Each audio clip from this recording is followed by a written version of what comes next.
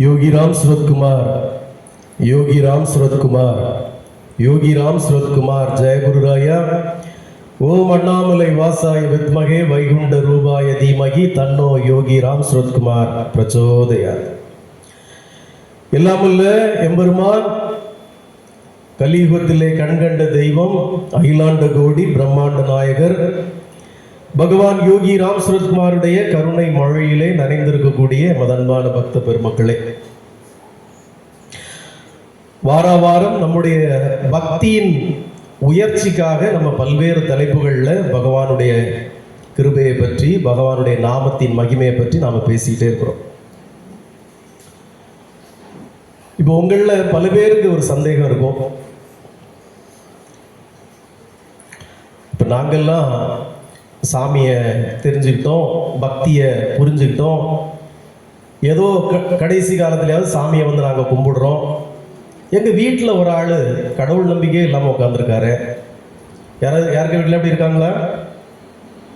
பக்கத்து வீட்டில் சொந்தக்காரங்க, சித்தப்பா, பெரியப்பா, மாமா, கடவுள் நம்பிக்கையே இல்லாமல் ஒருத்தர் இருக்காரு. அவருக்கு வயசு வேற 85 வயசு ஆகுது. வாழ்க்கையில் அவர் கடவுளே கிடையாது, சாமியே கிடையாதுன்னு சொல்லிக்கிட்டே இருக்கிறாரு. இன்னும் சில வீடுகளில் நீங்கள் கும்பிடுறதெல்லாம் பேய கும்பிடுறீங்கன்னு சொல்லிட்டு இருக்கிறாங்க. இப்போ இவங்கெல்லாம் என்ன ஆவாங்க? எங்களுக்கே நீங்கள் இவ்வளோ பயமுறுத்துறீங்க, அப்படி இப்படின்னு சொல்கிறீங்க. அப்போ அவங்கள நீங்கள் என்ன சொல்ல போகிறீங்க? ஒரு சந்தேகம் அப்படி இருக்கா? இன்னும் சில பேர் நம்ம ஊருக்குள்ளே செய்தது அவ்வளோ அட்டகாசமாக இருக்கும், செய்தது அவ்வளோ அநியாயமாக இருக்கும், வாழ்க்கையில் முழுக்க செய்தது அவ்வளோ பாவங்களாக இருக்கும். ஊருக்குள்ள அநேகம் பேர் இவெல்லாம் மனுஷனா, இவெல்லாம் உருப்பிடுவானா அப்படி சொல்ல போறவங்களும் பல பேர் இருப்பாங்க. அவங்கெல்லாம் என்ன செய்வாங்க அப்படின்னு ஒரு சந்தேகம் இருக்கா? இருக்காமா? யாருக்கும் இல்லையோ? அப்படிப்பட்டவங்க என்ன ஆவாங்க அப்படிங்கிறத பத்தி நம்ம இன்னைக்கு பார்ப்போம். இப்போ இவ்வளவு நாளும் பக்தி, நம்ம எல்லாம் பக்திமான், நம்ம என்ன ஆவோம்னு பேசணும். இப்படி ஒருத்தன் என்ன ஆவான் அப்படின்னு நம்ம பார்ப்போம். எல்லாரும் கவனம் அங்கே இருக்கா? கௌஷிகா கவனம் அங்கே இருக்கா? சரி, எல்லாருக்கும் பார்ப்போம்.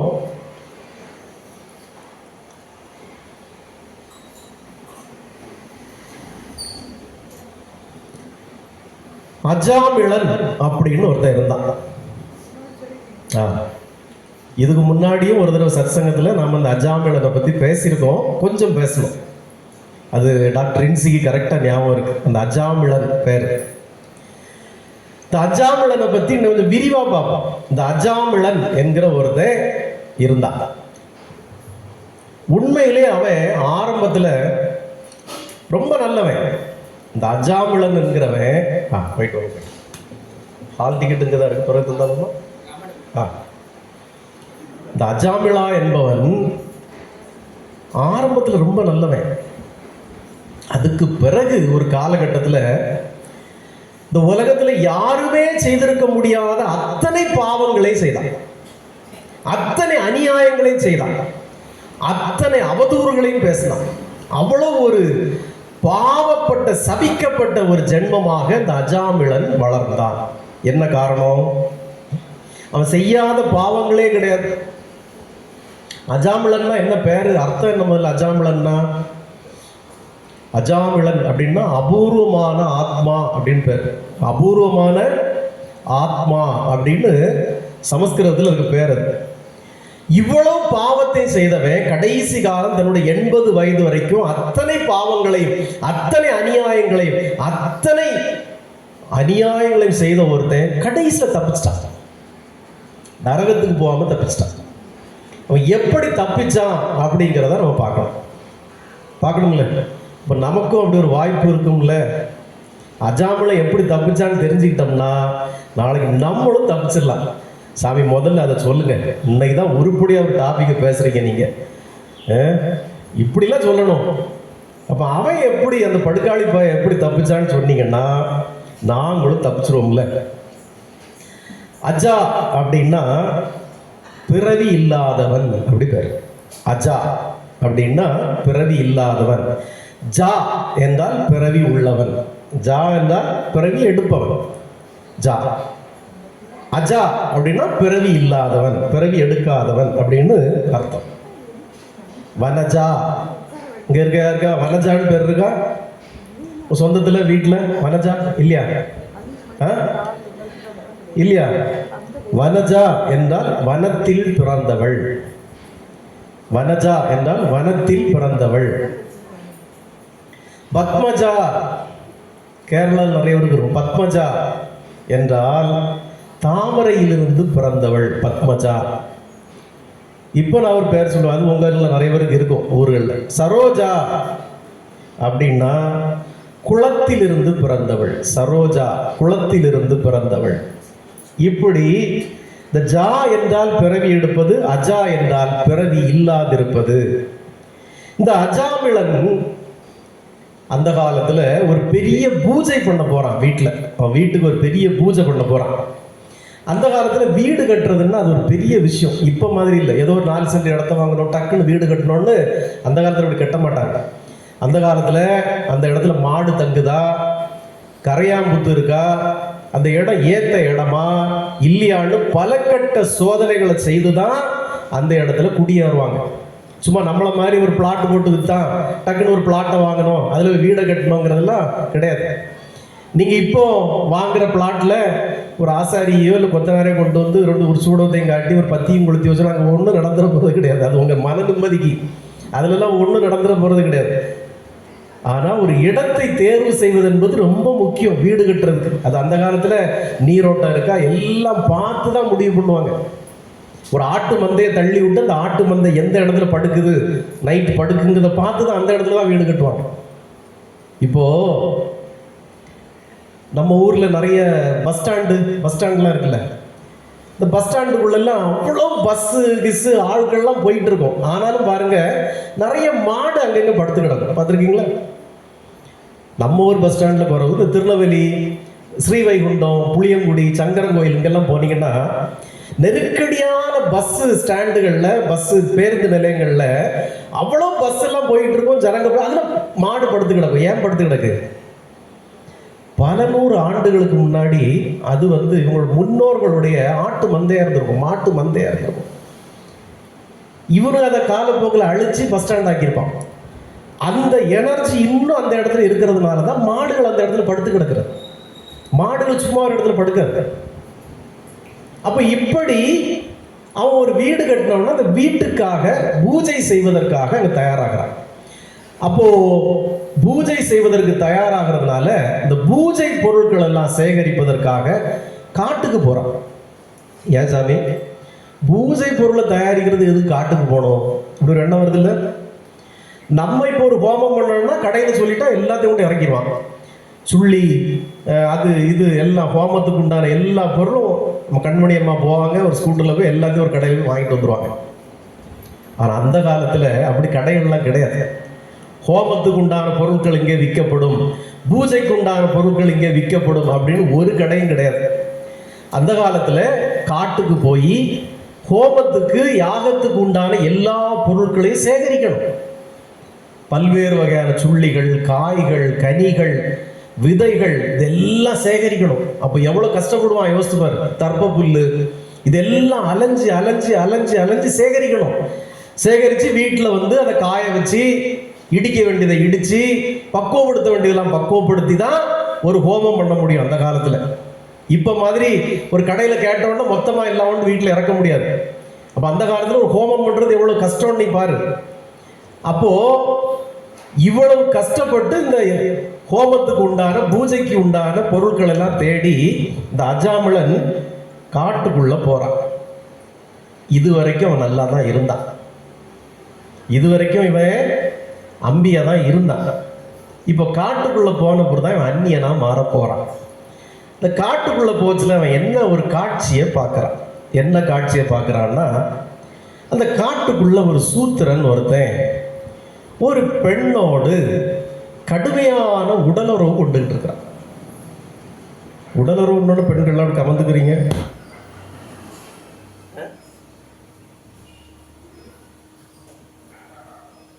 சொல்லக்கூடாத வார்த்தை. அப்போ அஜாமிளன் காட்டுக்குள்ள போச்சுல ஒரு தத்திரகட்டமான ஒரு உடலுறவு அங்க நடந்துகிட்டு இருக்கு காட்டுக்குள்ள. இது நீங்க வெட்கப்படுற விஷயம்லாம் கிடையாது, இதெல்லாம் வாழ்வில் சகஜமான ஒரு நிகழ்வு. பழைய காலத்துல கோவில்கள்ல இந்த சிற்பங்கள்லாம் வச்சிருப்பாங்க. இப்போ கட்டுற கோயில்கள் தான், சுசீந்திரம் கோயிலே 1000 சிற்பங்கள் இது சம்பந்தமா இருக்கு.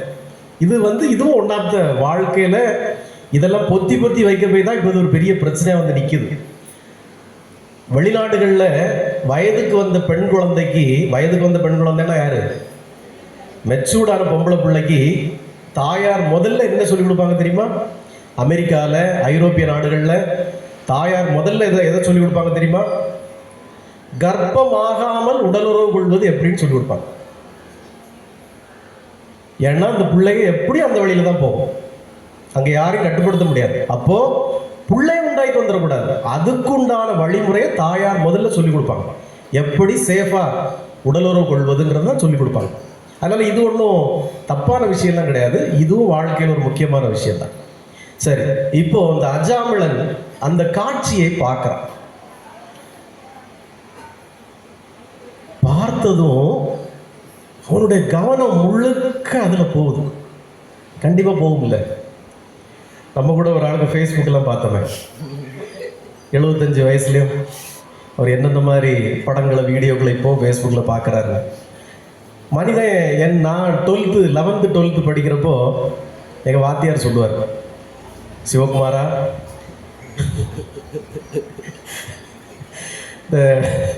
இந்த விஷயம் பண்ணுறதுக்கு பெரிய திறமெல்லாம் வேண்டாப்பா, 5 நெல் குனிஞ்சு எடுக்கிற அளவுக்கு உடம்புல திறம் இருந்தால் கூட போதும்ப்பா அப்படிம்பார். அப்போ அன்னைக்கு சிவபெருமா வேஷத்தில் வந்தவருக்கும் அந்த திறமை இருக்குல்ல, 5 நெல் குனிஞ்சு எடுக்க மாட்டாரா, எடுப்பார்ல அவரும். அப்போ அவருக்கும் அந்த ஆசை இருக்குதான் செய்யும். அஜா ரிஷிக்கு ஒரு அஜாமிளன் இந்த காட்சியை பார்த்த உடனே அவன் மனசுக்குள்ள ஆட்டோமேட்டிக்காக என்னெல்லாம் வரும், அவனுடைய ஹார்மோன் எல்லாம் சுரக்கும், அவனோட அட்ரலின் எல்லாம் ஃபார்ம் ஆகும், உடம்புல அட்ரலின்லாம் நிறைய வேகமாக ஃபார்ம் ஆகும், உடைய இதய துடிப்பு கூடும், லேப்டாப்னு இதய துடிப்பு கூடும், டோபாமின் நிறைய சுரக்கும், டோபாமின்லாம் உடம்புல நிறைய சுரக்கும். சுரந்து அதை கவனி, இறங்கி பார்க்காத, அதே பாருன்னு உங்க மூளை உங்களுக்கு உத்தரவு போட்டுட்டே இருக்கும். நமஸ்காரமா, உங்க மூளை உங்களுக்கு உத்தரவு போட்டுக்கிட்டே இருக்கும், வேற எதையும் பார்க்காத, அதை பாரு. இந்த விபூதி இது சரி, ஜெனிட்டா வாங்க, விபூதி இல்லாத நெத்தி இன்னைக்கு தான் பார்க்குறேன். சரி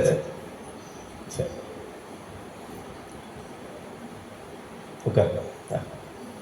நம்முடைய மூளை வேற எங்கேயும் பார்க்காது, அதே பாருன்னு உங்களுக்கு அதை செய்யும். இவன் அஜாமிளன் அதையே பார்க்கிறான், சிறிது நேரம் பார்க்கிறான். பார்த்ததும் இவனுடைய மூளை எதுக்கு வந்தோம், என்ன வேலைக்கு வந்தோம் என்கிறத எல்லாம் மறந்துடுது. நீங்க இந்த காமமும் ஆசையும் இருக்க, நீங்க செய்த புண்ணியங்களை எல்லாம் தகர்க்கிற பவர் இந்த 2 விஷயத்துக்கு இருக்கு. ஒண்ணு கட்டவிழ்த்து விடப்பட்ட காமம், இன்னொன்னு கட்டவிழ்த்து விடப்பட்ட பேராசை. இந்த 2ம் நீங்க கோடி கோடியா செலவழிச்சு புண்ணியத்தை தேடி வச்சிருப்பீங்கல்ல, இதெல்லாம் தகர்த்து எறிஞ்சிடும் இந்த 2 விஷயம். இந்த 2 விஷயத்திலையும் நீங்க ரொம்ப கவனமா இருக்கணும். அப்ப ஆசைப்படக்கூடாதா அப்படின்னா, ஆசைப்படுறதை நான் சொல்லல, பேராசைப்படுவதை சொல்றேன். நம்ம பொண்டாட்டி நமக்கு நியாயம், அடுத்தவன் பொண்டாட்டி அது ரொம்ப பேராசை இல்லை. நான் அடுத்தவன் பொண்டாட்டிக்கு மேலே ஆசைப்படுறவனுக்கெல்லாம் ஒன்று தான் சொல்லுவேன், எப்பா அடுத்தவன் பொண்டாட்டி மேலே ஆசைப்படலாம், தப்பு இல்லை. ஒரு பொருளை மேலே ஒருத்தன் வச்சிருக்கான்ல, அவன் மேலே அந்த பொருளுக்கு மேலே திருப்தியாக இருக்கானான்னு பாரு. இப்போ நான் ஒரு கார் வச்சிருக்கேன், எனக்கு அந்த கார் திருப்தியாக இருக்கான்னு நான் பார்க்கணும்ல. அவன் அந்த பொருளுக்கு மேல திருப்தியா இருக்கானான்னு முதல்ல பாரு. அவனே திருப்தி இல்லை, ஒரு வீட்லயும் ஒருத்தன் திருப்தியா இல்லை, அப்புறம் நீ அந்த பொருளுக்கு மேல ஆசைப்பட்டு உனக்கு என்ன கிடைக்க போகுது? அப்பதான் நான் சொல்றேன். இப்போ அந்த அஜாமிளன் நம்ம எதுக்கு காட்டுக்கு வந்தோம் என்கிறது எல்லாத்தையும் மறந்து அவங்க 2 பேரும் அதை பண்ணி முடிச்சுட்டு கிளம்பி போற திசையிலேயே போறான். அந்த தாசி, அவ ஒரு தாசி, அந்த தாசியின் வீட்டை நோக்கியே போறான். போய் அவகிட்ட கெஞ்சுறான், எனக்கு எப்படியாவது, இதுக்கெல்லாம் ரொம்ப விளக்கம் எனக்கு சொல்ல முடியும். முன்னாடி இந்த வல்லகுமாரோட ஜங்ஷன்லாம் அதெல்லாம் நடந்தது, நிறைய பேரை பற்றி சொல்ல முடியும். ஆனால் பொது சபையாக்கெல்லாம் சொல்ல முடியாது. வல்லங்குமாரில் டெம்போ வச்சுருந்தவன், கார் வச்சுருந்தவன் எல்லாம் பண்ண அட்டகாசெல்லாம் எனக்கு தெரியும். அப்போ இதெல்லாம் காடு, இங்கே எல்லாம் ஃபுல்லாக காடு. அப்போது இது என்ன செய்யும், அந்த போதை, அந்த ஆசை உங்களை என்ன செய்யும்னு சொல்கிறேன். இந்த அஜாமிளன் அவங்ககிட்ட போய் காலில் விழுந்து எனக்கு எப்படியாவது அது அப்படின்னு கேட்குறான். அவன் விலை மாது தானே, சரின்னு சொல்லிட்டான். இவன் அதை ஒரு தடவை அனுபவிச்சதோட விடல, இவனுக்கு அந்த ஆசை அடங்கலை, அவளே கல்யாணம் பண்ணிக்கிட்டான். இப்ப பாரு, வீட்டுல காட்டுக்கு பூஜைக்கு பொருள் தேடி போனவனை காணவே இல்லை. இந்த காலத்தை போல செல்போன்ல கூப்பிட முடியாது, எங்க இருக்கான்னு கேட்க முடியாது. போனா போனதுதான், அவரை கண்டுபிடிக்க முடியாது. அவன் பாட்டுக்கு எல்லாத்தையும் மறந்து, குடும்பத்தை மறந்து, வீட்டை மறந்து, பூஜையை மறந்து, எல்லாத்தையும் மறந்து அந்த தாசியினுடைய வீட்டில் போய் இருக்கிறான். அதுதான் நான் சொல்வேன், ஆன்மீகத்தில் உங்களுடைய கண்களுடைய பார்வை ரொம்ப முக்கியம். உங்களுடைய காது கேட்பதுங்கிறது ரொம்ப முக்கியம். உங்களுடைய வாய் பேசுறதுங்கிறது ரொம்ப முக்கியம். ஏன் ஏன் ஏன் கண்கள் ஒரு விஷயத்தை பார்க்கறது ரொம்ப முக்கியம். உங்களுடைய மனசு மட்டும் கடவுள் எப்படி படைச்சிருக்கான்னு தெரியுமா? எப்படி படைச்சிருக்கான்னு தெரியுமா? இப்போ நான் ஒரு 5-6 நாளாக டெல்லியில் இருந்தேன். நேற்று முந்தா நாள் தான் வந்தேன். போன சனிக்கிழமை கிளம்பி போனேன். இந்த 6 நாள் நான் டெல்லியில் இருந்தோம்ல, இப்போ நான் உங்ககிட்ட சொல்கிறேன். அங்கே வந்து நான் வந்து ஒரு டாங்கிரி அப்படின்னு, அப்போ ஆன்மீகத்தில் நம்முடைய கண்களையும் காதுகளையும் ரொம்ப கவனமாக வச்சிருக்கணும். ஏன்னா நாம் எதை பார்க்குறோமோ அதை நம்முடைய மூளை அதில் தான் செயலாற்றிக்கிட்டே இருக்கு. உங்களுக்கு புரியும்படியாக சொல்லணும்னா, நான் சொன்னால ஒரு 5 நாள் 6 நாள் டெல்லியில் இருந்தேன். இப்போ அங்கே டாக்டர் இன்சி, நான் அந்த 5 நாளும் ரூம் போட்டு வெளியே போகவே இல்லை. அதான் பெரிய அதிசயம். ஒரு ஸ்டார் ஹோட்டலில் ரூம் போட்டு இந்த 5 நாளும் உண்ணுகா உறங்குகா அத்தனை நம்ம வேலை. வெளியே போகிறது வரதில் அவங்க தான் போயிட்டு வருவாங்க. அவங்க அக்கா தங்கச்சி மாதிரி, சித்தப்பா சித்தி மாதிரிலாம் போயிட்டு. நான் வெளியே போகலை, நமக்கு முழு நேரமும் ரெஸ்ட்டு. அப்போது ஒரு வாட்டி மார்க்கெட்டுக்கு போயிட்டு வரச்சில ஒரு வித்தியாசமான ஒரு பழம் வாங்கிட்டு வந்தாங்க. நல்லா பார்த்துக்கோங்க, அது தக்காளி பழம் மாதிரி இருக்குது. அந்த காம்பு இவ்வளோ பெருசாக இருக்குது, அதில் அந்த தக்காளி பழத்துக்கு மேலே இது இருக்கும்ல, அதுவும் இருக்குது. அந்த பழம் பெருசாக இருக்குது, இவ்வளோ பெருசில் இருக்குது. ஒரு மஞ்சளும் ஆரஞ்சும் சேர்ந்த மாதிரி இருக்குது. அதை கழுவி அப்படியே சாப்பிடலாம், இவ்வளோ பெருசாக இருக்குது, அப்படியே சாப்பிடலாம். இது இப்போ நான் சொல்கிறேன் இப்படி இருக்குன்னு. உங்களுக்கு யாருக்காவது அது ஏதாவது உங்களுக்கு தோணுதா? இந்த பழத்தை பற்றி அப்போ வந்து பழம் ஆமாம் இப்படி இருக்குன்னு ஏதாவது தோணுதா? தோணலை. ஏன்னா உங்களுக்கு இந்த பழத்தை பற்றி தெரியாது, பார்க்கல. ஆனால் நான் ஒரு 1/2 கிலோ ஜாங்கிரி வாங்கிட்டு வந்தாப்புல நான் சாப்பிட்டேன், இல்லை 10 மல்கோவா மாம்பழம் வாங்கிட்டு வந்தாங்க நான் சாப்பிட்டேன்னு சொன்னால் உங்களுக்கு உடனே தெரியும், அது மல்கோவா மாம்பழமா, அது நல்ல இனிப்பாக இருக்குமே, நல்லா இருக்குமே, தெரியுதுல்ல? ஏன்? உங்களுடைய கண் அந்த மாம்பழத்தை பார்த்துருக்கு, உங்கள் வாய் அதை சாப்பிட்ருக்கு, அதனால உங்களுக்கு சொன்னால் உடனே தெரிஞ்சிடும். ஆனால் தெரியாத ஒரு விஷயத்தை, உங்கள் கண்ணு பார்க்காத ஒரு விஷயத்த, உங்கள் வாய் சுவைக்காத ஒரு விஷயத்த, உங்கள் காது கேட்காத ஒரு விஷயத்த உங்களால் கற்பனை பண்ண முடியாது, உங்களுக்கு தெரியாது. புரியுதா இப்போ நான் சொல்கிறது? அப்போ அஜாமிளன் காட்டில் இந்த உடலுறவு காட்சியை பார்த்ததுனால அவனுடைய மனம் முழுக்க, மூளை முழுக்க அதையே நினச்சி தாசி வீட்டுக்கு போயிட்டான். இப்போ இவன் நல்லா பார்த்துக்கோ, வீட்டுக்கு போகல, பூஜையை மறந்துட்டான், எல்லாத்தையும் விட்டு தாசியை திருமணம் பண்ணிட்டான்.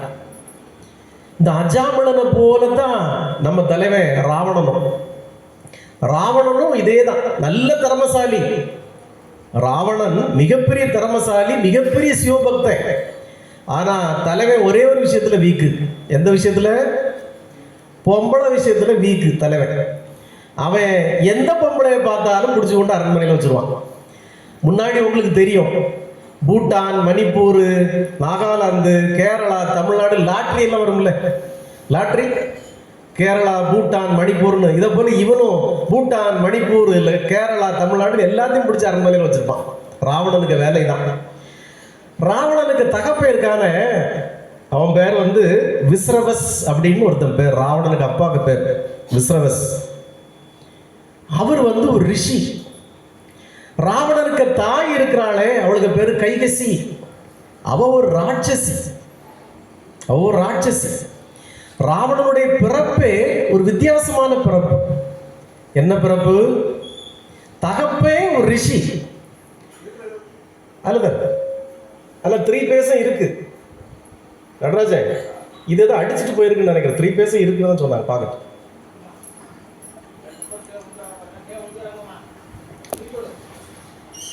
அப்போ உங்களுடைய கண்களும் காதுகளும் பாதுகாப்பா இருக்கணும். ராவணனுக்கும் இதே வேலை தான். நான் சொன்னேன், ராவணனுடைய அப்பா பேர் என்ன? எது? யாரோ எழுப்பி தைரியமா சொல்லுங்க. ராவணனுடைய அப்பா பேர் என்ன? கார்த்திக், சூப்பர். கார்த்திக் கரெக்டா சொல்லிட்டாங்க. விஸ்ரவஸ் என்கிற முனிவர் தான் ராவணனுடைய தகப்பன். சுருக்கமா முடிச்சிருவோம், ஏன்னா 1/2 மணி நேரத்துக்கு மேல கரண்ட் இல்லை. தாய் வந்து கைகசி என்கிற ராட்சசி. ராவணனுடைய பிறப்பே ஒரு வித்தியாசமான பிறப்பு. இந்த ராவணனுடைய தாய் இருக்காளே கைகசி, இவளுக்கு தெரியும் இந்த பையன் உருப்பட மாட்டான் வாழ்க்கையில, இவன் இப்படித்தான் போவான்னு தெரிஞ்சனால, எல்லா தாய்க்கும் தெரியும்ல இது உருப்படுமா உருப்படாதான்னு. அவன் என்ன பண்றா, இந்த கைகசி என்ன பண்றா, ராவணன் கிட்ட சொல்றா, தம்பி நீ போய் சிவபெருமானை பார்த்து அவர்கிட்ட ஒரு ஆத்ம லிங்கம் இருக்கு, அந்த ஆத்ம லிங்கத்தை நீ எப்படியாவது வாங்கிட்டு வந்திருப்பா அப்படின்னு ராவணன் கிட்ட சொல்றாங்க. இப்போ இந்த ராவணனுக்கு கதை எதுக்கு தேவையில்லாம வருதுன்னு நீங்க நினைக்கணும்ல. சாமி நீங்க அந்த அழகான கதையெல்லாம் சொல்லிட்டு இருந்தீங்க, நாங்களும் கிளுகிழுப்பா கேட்டுட்டு இருந்தோம். இப்போ திடீர்னு அந்த கதைக்கு வந்து ராவண கதைக்கு வந்துட்டீங்களே ஏன்னு கேட்கணும்ல. ராவணனும் இதே மாதிரி ஒரு வேலையை செய்யறான். அதுக்கு தான் சொல்ல வரேன். தாய் கைகேயி ராவணன் கிட்ட நீ போய் சிவபெருமானை பார்த்து அவர் ஒரு ஆத்ம லிங்கம்னு வச்சிருக்காருப்பா, அதை நீ எப்படியாவது வாங்கிட்டு வந்துருன்னு சொல்லி ராவணனுடைய தாய் அவனை அனுப்பி விடுறான். ராவணன் வைத்து வழிபட்ட அந்த ஆத்மலிங்கம் இப்போவும் இந்தியாவில் ஒரு இடத்துல இருக்கு. சிவனடியார்கள் யாராவது சொல்லுங்க பார்ப்போம். ராவணன் சிவனிடத்திலிருந்து வாங்க போன அந்த ஆத்மலிங்கம் இப்போவும் இந்தியாவில் ஒரு இடத்துல அந்த லிங்கம் இப்போவும் இருக்கு. யாரெல்லாம் கோவா போயிருக்கீங்க? கோவா போற வழியில கோகர்ணம் அப்படின்னு ஒரு இடம் இருக்கு. இந்த கோகர்ணம்ங்கிற ஒரு இடத்துல ஒரு கோயில்ல ராவணன் வழிபட்ட அந்த ஆத்மலிங்கம் இப்போ அங்க இருக்கு. சிவனடியார்கள்லாம் தயவு செய்து அங்க போயிட்டு வாங்க ஒரு வாட்டி. ராவணன் எத்தனை ஆயிரம் ஆண்டுகளுக்கு முன்னாடி வாழ்ந்தவன், அவன் வைத்து வழிபட்ட லிங்கம் அங்க இருக்கு, போய் வழிபட்டுட்டு வாங்க. அப்போ இந்த ராவணன் வந்து பொம்பளை விஷயத்துல ரொம்ப வீக்கு, நம்ம சொல்லியிருக்கோம் அப்படிதானே. அப்போ தாய் கைகேயி சிவபெருமான்கிட்ட போய் இந்த ஆத்மலிங்கத்தை வாங்கிட்டு வந்திருப்பான்னு உடனே ராவணனும் சோத்து மூட்டெல்லாம் கட்டிட்டு போறான். போய் சிவபெருமான் இருக்கக்கூடிய கைலாய மலை பக்கத்துல போய் பார்த்தா அங்க அழகா ஜொலிக்கிற தங்க கலர்ல ஜொலிக்கிற ஒரு பொம்பளை பிள்ளைங்க நின்றுட்டு இருக்கு. ராவணன் எதுக்கு வந்தோங்கிறதே மறந்துட்டான். ஆத்மலிங்கமாவது ஆத்தாக்க லிங்கமாவது போயா இங்க பார்த்தா என்ன அழகா ஒரு புள்ள இருந்துட்டு இருக்கு. அப்படி அந்த புள்ளையே சுத்தி சுத்தி சுத்தி வரான். அந்த புள்ள அப்படி ஒரு அழகு, பேரழகு. இந்த புள்ள இவனை கண்டு பயந்து பயந்து மலைக்கு மேல தாவி தாவி ஓடுது. இந்த விடாகண்டை கொடாகண்டை அந்த புள்ளைய துரத்திக்கிட்டே போறான். அந்த புள்ள போய் கைலாய மலைக்கு மேல ஏறி நிக்குது. இவனுக்கு அங்க போக முடியல. இந்த ராவணன் என்ன பண்றான், அந்த கைலாய மலையை கையை கொடுத்து அசைக்கிறான், தூக்குறான் அந்த புள்ளைய கீழே தள்ளுறதுக்காக. அந்த தங்க கலர்ல ஜொலிக்குத அந்த புள்ளை இவனை என்னெல்லாம் வேலை செய்ய சொல்லுது பாரு. பாவி புயலுக்கு பழைய காலத்துல மாட்டெல்லாம் அடக்க சொல்லியிருக்காங்க இந்த பொம்பளை பிள்ளைகளுக்கு வேண்டி. மாட்டெல்லாம் அடக்கி குடல் செறிஞ்சவன் எத்தனை பேர். அப்போ இந்த தங்க கலர்ல ஜொலிக்கிற அந்த பொம்பளை பிள்ளை எப்படியா பிடிச்சிடணும்னு சொல்லி கைலாய மலைக்கு மேல ஏறி நிக்கிற அந்த பிள்ளைய எப்படியாவது கீழே சரக விட்டு பிடிச்சிடணும்னு சொல்லி கைலாய மலையை நகட்டுறான் கையை வச்சு. அந்த புள்ள உடமசக்காரனை கூப்பிடுது, எப்பா ஏய் இந்த மலையை அசைக்கிறாப்பா ஓடி வாப்பான்னு. அந்த ஆள் ஓடி வந்து பெருவரில் வச்சு இறுதி பிடிச்சிக்கிட்டாரு. யாரு? அப்ப இந்த புள்ள யாரு? சிவபெருமானுக்கு பொண்டாட்டி. அந்த பிள்ளையதான் விரட்டுறான். சிவபெருமான் உடமசக்காரன் ஓடி வந்து பெருவரில் வச்சு அந்த மலையை இறுதி பிடிச்சிக்கிட்டார். ராவணனுக்கு அசைக்க முடியல. இந்த பையன் எதுக்கு வந்தாங்கிறதை மறந்து அந்த பிள்ளைக்கு மேலேயே நிற்கிறான் ஒரே எண்ணத்தில். சிவபெருமானுக்கு கோபம். சிவபெருமானுக்கு கோபத்தை பார்த்த உடனே இவன் என்ன பண்றான், சிவபெருமானை பார்த்துட்டான். பார்த்த உடனே இவன் சிவபெருமானை இப்போ அடுத்தது மெஸ்மரைஸ் பண்ணணும். எதுக்கு மெஸ்மரைஸ் பண்றான்னு நான் ரெண்டாவது சொல்றேன். அவன் ஆத்மலிங்கத்துக்காக எல்லாம் பண்ணல. இவன் எவனோ ஒருத்தன் வந்து மலையை அசைக்க விடாம காலை வச்சு அழுத்தி பிடிக்கிறான். உடனே என்ன பண்றான், தன்னுடைய வயித்தை தானே கிழிக்கிறான். கிழிச்சு அதுக்குள்ள குடலை, சிறுகுடல் இந்த குடலை எடுத்து யாழ் என்கிற ஒரு இசைக்கருவியை செய்யறான். ஒரு யாழ் என்கிற இசைக்கருவியை செய்து அந்த இசைக்கருவியில இருந்து ஒரு ராகம் பாடுறான். இசை சிவபெருமானை பார்த்து. என்ன ராகம்?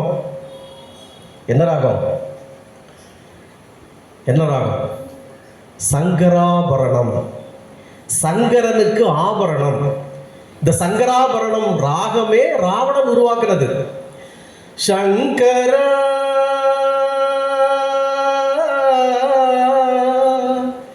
நாத சரீராபரா, கேட்டது இல்லையா? இந்த சங்கராபரணம் ராகம் ராவணன் உருவாக்குனது. இந்த குடலை உருவி யாழ் இசைக்கருவியை செய்து சிவபெருமானை இம்ப்ரெஸ் பண்றதுக்கு சங்கராபரணம் பாடுறான். சங்கராபரணம் என்கிற ராகத்தினுடைய பெயர் காரணமே சங்கரனுக்கு ஆபரணம். அது இருக்கிற ராகத்திலேயே சிவபெருமானுக்கு ஒரு ஆபரணம் அணிவித்தது போன்ற ஒரு ராகம் சங்கராபரணம். அதே ராவணன் பாடுறான். இந்த ராகத்துல இந்த சிவபெருமானுக்கு ஒரு பெரிய வீக்னஸ். இவனுக்கு பொம்பளை வீக்னஸ் இருக்கிற மாதிரி சிவபெருமானுக்கு ஒரு வீக்னஸ். எவனாவது பாடுனா உடனே படுத்துருவார். அதுல எவனாவது சிவபுராணம் அந்த புராணம் ஏதாவது பாடுனா அங்கனே படுத்துருவார் உடனே. எப்போ ராசா அவர் கைப்பிடிச்சு தூக்கி கொடுப்பா, நீ பாடுனதில் இதுலேயே படுத்துட்டேன் அப்படின்னு. இந்த சங்கராபரணம் ராகத்தில் சிவபெருமான் மயங்கிட்டார். உனக்கு என்ன வேணுமோ கேளுன்னார். அந்த ஆள் இப்படி தானே வாய விடுது. ராவணன் கேட்டான், ஏன் சாமி பக்கத்தில் ஒரு பிள்ளை நிற்கிதே அதை தாங்க சாமின்னா. ரொம்ப அழகா இருக்கு சாமி, எனக்கு அதை கொடுங்க அப்படின்னா. சிவபெருமானுக்கு கோபம் வந்துட்டு. சிவபெருமானுக்கு கோபம் வந்துட்டு. நான் ஏற்கனவே ஒரு சத்சங்கத்தில் சொன்னேன், பெண்களுக்கு இயற்கையிலே கூந்தலில் மனம் உண்டாங்கிற ஆர்கியூமெண்ட் யாருக்கெல்லாம் போச்சு? சிவபெருமானுக்கு நக்கீரருக்கும் போச்சு. நக்கீரர் ஆர்கியூ பண்ணி பிரம்மாவின் பொண்டாட்டிக்கு மனம் கிடையாது, விஷ்ணுக்கு பொண்டாட்டிக்கு மனம் கிடையாதுன்னு சொன்னப்பெல்லாம் சிவபெருமான் சும்மா தான் இருந்தார். நான் அன்றாடம் வழிபடும் ஈஸ்வரன், அவருடைய மனைவி உமையவளுக்கும் கூந்தலில் மனம் இல்லை என்ற உடனே சிவபெருமான் நெற்றிக்கண்ணை திறந்துட்டார். ஏன் படுக்காளி பயல ஏன் பொண்டாட்டிக்கு தலையில மனம் இல்லைன்னு உனக்கு பிள்ளை தெரியும்? அவர் கோபத்துல நெற்றிக்கண்ணை திறந்துட்டார் சிவபெருமான். அதே போல தன்னுடைய குடலை புடுங்கி குடல்ல யாழ் இசைக்கருவியை வச்சு புதிதாக சங்கராபரணம் பாடியும் என்னத்தை கேட்கிறான், அவன் பொண்டாட்டி கேட்கிறான், அதை எப்படியாவது குடியா, அந்த பிள்ளைய குடியா அப்படின்னு. ஆக நம்ம அந்த கதைக்குள்ள, அது ஒரு பெரிய கதை, அதுக்குள்ள போக வேண்டாம். கடைசியில் இவன் வரச்சில அவங்க அம்மாவை பார்க்க வரச்சில தான் மண்டோதரியை கல்யாணம் பண்ணிட்டு வீட்டுக்கு வரான். ராவணனுக்கு அம்மாவுக்கு அப்படி ஒரு கோபம். ஏன்னா படுகாளி பேர அவர் என்னத்தை வாங்கிட்டு வர சொல்லி நீ எவ்வளோ கூட்டிகிட்டு வந்திருக்கேன்னு பயங்கர கோபம். அப்போது அந்த கதையை விட்டுருவோம், அஜாமிளன் கதைக்கு வருவோம். இந்த அஜாமிளன் அதே சிந்தனை, அதே எண்ணம், அந்த விபச்சாரியோடு குடும்பம் நடத்தி 10 குழந்தைகளை பெற்றுக்கொள்கிறான். 10 குழந்தைகளை பெற்றுக்கொள்கிறான். இந்த 10 குழந்தைகளை பெற்ற அஜாமிளன் அவ ஒரு விபச்சாரிங்கிறதா சும்மா இருக்க விடுவாளா? எனக்கு அதை கொண்டு வா, எனக்கு இதை கொண்டு வா, எனக்கு இதை கொண்டு வான்னு கேட்குறான். வசந்த மாளிகை சிவாஜி கணேசன் மாதிரி எனக்கு மட்டும் பறக்கும் சக்தியை இறைவன் தந்திருந்தால் வானத்தில் மிதக்கும் அத்தனை நட்சத்திரங்களையும் கொண்டு வந்து அவனுக்கு தோரணமாக கட்டி விட்டுருப்பேன் இவனும் வசனம் பேசி அந்த பொண்டாட்டியை சந்தோஷப்படுத்துறதுக்கு அத்தனை அராஜகத்தையும் பண்றான். கொள்ளை அடிக்கிறான், திருடுறான், பொய் சொல்றான், புறம்போக்குத்தனமான அத்தனை வேலைகளையும் இந்த அஜாமிளன் செய்கிறான். எத்தனை வயது வரை செய்கிறான்? 80 வயது வரை திருட்டு, பொய், பித்தலாட்டம், இதுதான் அவனுடைய வாழ்க்கையாவே இருக்கு. ஒரே ஒரு காரணம், மோசமான மனைவி. இந்த மனைவியின் காரணமாக நல்லா இருந்த அத்தனை அட்டகாசத்தையும் வாழ்க்கையில பண்றான். 80 வயதுக்கு பிறகு அஜாமிளன் தன்னுடைய வாழ்க்கையின் இறுதி கட்டத்தை அடைகிறான். அப்போ கட்டில்ல கிடக்கிறான். இப்போ இவனுக்கு எல்லாரும் நல்லா புரிஞ்சுக்கோங்க, வாழ்க்கையின் இறுதி கட்டத்தில் நமக்கு கூட்டிட்டு போறவங்கெல்லாம் வர்றது தெரியுமா? நம்ம கண்ணுக்கு யார் கூட்டிட்டு போறதுக்கு வருவா? யம தூதர்கள், காலனுடைய தூதர்கள் வர்றது நம்ம கண்ணுக்கு தெரியுமா? அது எப்படிங்க நாங்கள் நம்புறது? தோணுங்கள, அது எப்படிங்க நாங்கள் நம்புறது? அதுக்கு ஒரு கதை சொல்லுவா. நம்ம ஊர்ல தானுலிங்க நாடார்னு ஒருத்தர் இருந்தார், தெரியுமா? தானுலிங்க நாடார் தெரியாதா? அதெல்லாம் தெரிஞ்சுதான் நீங்கள்லாம் எப்படியா இருப்பீங்க? நம்ம ஜெனிட்டா மேடம் மாதிரி நல்ல பட்டையும் கொட்டையும் போட்டுருப்பீங்க. தானுலிங்க நாடாரை தெரியாதனால தான் இப்படி இருக்கீங்க. தானுலிங்க நாடார் கதையெல்லாம் பெரிய கதை. அவர் மட்டும் இல்லைன்னா இன்னைக்கு கன்னியாகுமரி மாவட்டமே கன்னி மேரி மாவட்டம் ஆயிருக்கும். ஆமாம், சரி, அதையும் போகிறோம், அதுக்குள்ளே போகிறோம். இந்த தானுலிங்க நாடார் ஒரு மேடையில் பேசிட்டு இருக்கிறார். ஒரு வாழ்க்கையே இந்து சமயத்துக்காக அர்ப்பணிச்சவர். எதை செய்தாலும் அது ஒரு பிடித்தத்தோட செய்யணும். அதுதான் அந்த வாழ்க்கையினுடைய உச்சகட்டம். அதுதான். நீங்க இறை வழிபாட்டில் இருந்தாலும் சரி, இல்லை ஒரு போராட்டத்தில் இருந்தாலும் சரி, ஒரு கொள்கை லட்சியத்தில் இருந்தாலும் சரி, அதுல பிடிவாதமா இருந்தாலும் அதுல ஒரு முற்றுப்புள்ளி நமக்கு கிடைக்கும். தானுலிங்க நாடார் ஒரு மேடையில பேசிட்டு இருக்கிறார். அப்போ அவர் மைக்கில் ஒரு விஷயத்த சொன்னார். பேசிக்கிட்டே இருக்கிறது சொன்னாரு, இங்கே சித்திரகுப்தன் வந்திருக்கிறான், இங்கே சித்திரகுப்தன் வந்திருக்கிறான், நான் அவனுக்கு இப்போது கணக்கு சொல்ல வேண்டும் பேச்சிலே சொல்றார். சித்திரகுப்தன் வந்து அமர்ந்திருக்கிறான், அவனுக்கு நான் கணக்கு சொல்ல வேண்டும் பேசிட்டு இருந்தவர் அப்படியே செஞ்சு விட்டார். அப்படியே செஞ்சுட்டார். அதுதான் அவருடைய இறுதி பேச்சு. அப்போ உண்மையான போராளிகளுக்கு, உண்மையான பிடிவாதக்காரர்களுக்கு இறுதி நொடியில இந்த விஷயம் தெரியும், வந்திருக்கு தெரியும். அதே போல அஜாமிளனுக்கும் யம தூதர்கள் வந்திருக்கிறத அவன் பார்க்கிறான். பார்த்ததும் அஜாமிளன் பதட்டப்படுறான், பயப்படுறான். ஏன்னா யம தூதர்கள் சிவந்த கண்களோடு, நீண்ட செம்பட்டை முடியோடு, பல்லெல்லாம் அப்படி நிமிர்ந்து அஜானுபாகு உருவத்தோடு வந்து நிற்கிறார்கள். இவன் பயப்படுறான். பயந்து என்ன பண்றான், இந்த 10 புள்ள பத்தாம் பாரு, இதுல ஒரே ஒரு பயலுக்கு, 10வது பயலுக்கு தெரியாம நாராயணன் பேர் வச்சிருக்கான். நம்ம ஆட்களும் பேர் வைக்கிறாங்க, அழகா கிருஷ்ணன்னு பேர் வைப்பாங்க. அப்புறம் கொஞ்ச நாள் கழிச்சு கிருஷ் கிருஷ் கிருஷ் அப்படிம்பாங்க. எங்க வீட்டில் கூட ஒரு பேர் இருக்கு, ஹாரி ஸ்ரீனிவாஸ். ஸ்ரீனிவாஸ்னா யாருக்கு பேரு? பெருமாளுக்கு பேர். இப்போ அவனை நிவாஸ் நிவாஸ் இங்க வச்ச பேரை பார்த்து அங்க ஒரு வீட்டுல நிவாசினி நிவாசினி. ஒழுங்கா ஒரு பேர் வைக்க தெரியாது, வச்ச பேரையும் கூப்பிட தெரியாது. இங்க நிவாசம் வச்சிருக்கணும், அங்க நிவாசினி. இங்க சிவகுமார்னு வச்சா சிவகுமாரி. அவருக்கு அழகா ஹாரி ஸ்ரீனிவாஸ் பேர் வச்சுக்கிட்டு இப்ப அவனை நிவாஸ், அதுபோல கிருஷ்ணன் பேர் வச்சுக்கிட்டு கிருஷ்ணன் பேர் வச்சு கிருஷ் கிருஷ் அப்படி கூப்பிடுறது. இதே போலதான் அவன் 10வது பையனுக்கு தெரியாம நாராயணன் பேர் வச்சிருக்கான். இவன் பயத்துல, இந்த யம தூதர்களை பார்த்த பயத்துல கூப்பிடுறான், கட்டளை நாராயணா, ஏன் நாராயணா, ஏன் நாராயணான்னு கூப்பிடுறான். நாளைக்கு நம்ம சுசிலாக்கா கூட ஏ முருகா, ஏ முருகா, ஏ ராமா, ஏ ராமா கூப்பிடுவாங்க. அதுக்காக அவனுக்கு பேர் ராமான்னு வச்சுட்டு இருக்கு. ஏ ராமா வந்து நிக்கானுடே, ஓடியாடே ஓடியாடே, நீ தான் 10 ஆளுக்கு பல்கா இருக்கிறிய, ஓடியா ஓடியான்னு கூப்பிடுவாங்க. ஏ ராமா ஓடியா. அப்போ இவன் பயந்து போய் நாராயணா நாராயணான்னு கூப்பிடுறான். கூப்பிட்டதும் விஷ்ணுவனுடைய தூதர்கள் அங்கே வந்துட்டாங்க, நாராயணனுடைய தூதுவர்கள் வந்துட்டாங்க.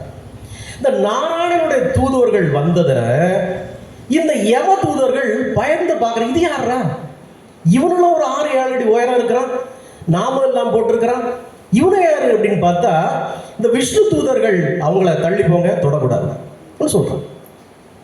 யம தூதர்கள் கேட்குறாங்க, நீங்க யாருங்க, எங்க வேலை அவரை தூக்கிட்டு போறது, நாங்க அவரை தூக்கிட்டு போறதுக்கு வந்திருக்கோம், பிடிச்சி இழுத்துட்டு போறோம், நீங்க யாருங்க அப்படின்னு கேட்குறாங்க. நீங்க நல்லா புரிஞ்சுக்கோங்க, இந்த அஜாமிளனுக்கு எதுக்கு தெரியுமா அவ்வளவு பயம் வருது? நீங்க இங்க இருக்கிற பெரியவங்க எல்லாம் நல்ல ஒரு விஷயத்தை உன்னிப்பா கவனிக்கணும். யாருடைய உடம்பில் இருந்து யம தூதர்கள் உயிரை பிரிப்பது கடினம் தெரியுமா?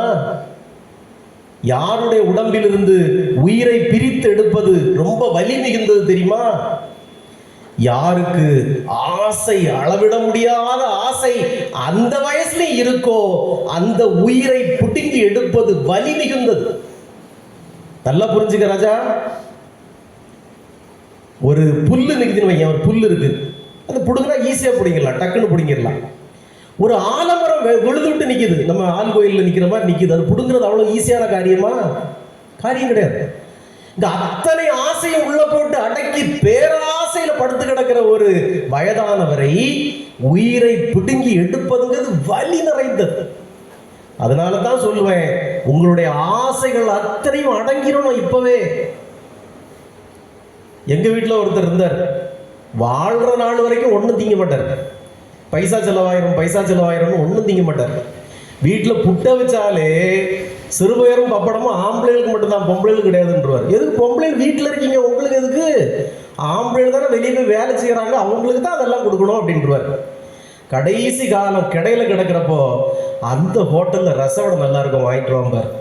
அந்த கடையில் அல்வா நல்லா இருக்கும், வாங்கிட்டு வாம்பார். இங்கேயோ வயித்தால போகுது, எல்லாம் நம்ம தான் அள்ளணும்.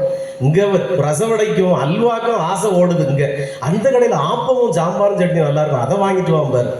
டெய்லி இதை கொண்டு கொடுக்கணும், கீழே அள்ளணும். இந்த வேலை நமக்கு ஆசை. இதெல்லாம் வாழ்ற நாள்லே நல்ல மனசார தின்னு அனுபவிச்சு அடங்கிடணும் எல்லாமே. யம தூதர்கள் வந்து நிக்கிறச்ச அவனுடைய ஆசை அடங்காம வேறுட்டு கிடந்தா அவன் புடுங்கி எடுக்கச்சுல உன் வலி உனக்கு தாங்காது, உயிர் பிரியாது, போகாது, துடிக்கும். நல்லா புரிஞ்சுக்க ராஜா. இப்பவே இந்த ஆசை எல்லாம் அடங்கிடணும். பற்றுதல், ஆசை. அப்ப கிடந்துக்கிட்டு என் பேர காணும், என் பேர பிள்ளை உயிர் போ மண்ணா கட்டி இதெல்லாம் விட்டுறணும். பேர பிள்ளைய பார்த்தா தான் உயிர் போவோம், பெத்த மோளை பார்த்தா தான் உயிர் போவோம், கடைசி போவ வந்தா தான் உயிர் போவோம். உங்களை கொல்லுக்குன்னே கடைசி போய் பாலை கொடுத்துருவாங்க, தொண்டையில ஊத்தப்பா போய் சேரட்டுன்னு. அது அங்க அந்த அளவுக்கு போய் சேர்ந்துடும், அவ்வளவுதான். இந்த ஆசை கீசெல்லாம் விட்டுறணும் இப்பவே. ஆமா, பேரனை பார்த்தா தான் போவோம், பேத்தியை பார்த்தா தான் போங்கிறத வேலையெல்லாம் வச்சுக்க கூடாது. உங்களுக்கு தான் கஷ்டம், அதுக்கு தான் சொல்ல. அப்புறம் பிடிங்கி எடுக்கச்சுல அங்கே ஒன்றும் வராது. இவன் இங்களுக்கு, அங்கே கட்டில் அங்களுக்கு வலி, உயிர் போகும், அதை பார்த்துக்கணும். புரியுதா? அப்போ இந்த அஜாமிளன் பயந்து போய் நாராயணா நாராயணன் கத்தச்சுல அந்த யம தூதர்களை எதிர்த்து நாராயண தூதர்கள் சண்டை போடுறாங்க. அப்போ இப்போ இவன் பயத்துல நாராயணா நாராயணான்னு கத்துனானே, அது பக்தியிலே கத்துறான், நாமத்தை சொல்றதுலே கத்துறான். நாராயண கத்துறது பக்தியிலே கத்துனா இல்ல, பயனை கூட்டான், பயந்து போய். இந்த நிலையிலும் நீ இறைவனுடைய நாமத்தை சொல்வதுக்கு ஒரு பேர் இருக்கு. அதுக்கு பேரு நான் ஏற்கனவே சத்சங்கத்தில் சொல்லியிருக்கேன், அபராத நாம ஜபம். இது அபராத நாம ஜபம். இது நீ முறைப்படி பகவானை கூப்பிடல, உன் பேர பையனை கூப்பிடுற, உன் பையனை கூப்பிடுற, அறியாம பயத்துல நாராயணான்னு பேரை சொல்லி கூப்பிடுற. இதுக்கு பேரு அபராத நாம ஜபம். இப்போ நம்ம எல்லாம் ஸ்கூல்ல படிக்கச்சுல நமக்கு ஒவ்வொரு பட்ட பேர் வச்சு கூப்பிடுவாங்க. இப்போ கூட எனக்கு 1-2 பட்ட பேர்லாம் வச்சிருக்காங்க. வீட்டில் பேசினதெல்லாம் நான் கேட்டேன். ஆமாம், அதெல்லாம் கேட்டேன், வீட்டில் பேசுனதையும் கேட்டேன், மனசுக்குள்ள நினச்சதையும் கேட்டுக்கிட்டேன். நமக்கும் 1-2 பட்ட பேர்லாம் இருக்கு. இதே போல் ஸ்கூலில் படிக்கச்சு நமக்கு ஒவ்வொரு பட்ட பேர் வச்சு கூப்பிடுவான். இல்லை கடலை மிட்டாய் வாம்பா, இல்லை கட்ட வண்டி வாம்பா, எதாவது சொல்லுவான். நமக்கு அது பிடிக்காது, கோவம் வரும்ல நமக்கு. சரக்கோட ஊரில் இந்த பட்ட பேர் வைக்கல, பெரிய ஊராக இந்த ஊர் எல்லாருக்கும் ஒரு பட்ட பேர் இருக்கும். இந்த பட்ட பேர் சொன்னால் நமக்கு பிடிக்காது, கோவம் வரும். இதே போல கிருஷ்ணாங்கிற பேரை கிருஷ்ண சொன்னா கடவுளுக்கும் கோவம் வரணும்ல. ஆனா அந்த பாவி மனுஷனுக்கு கோவமே வராது.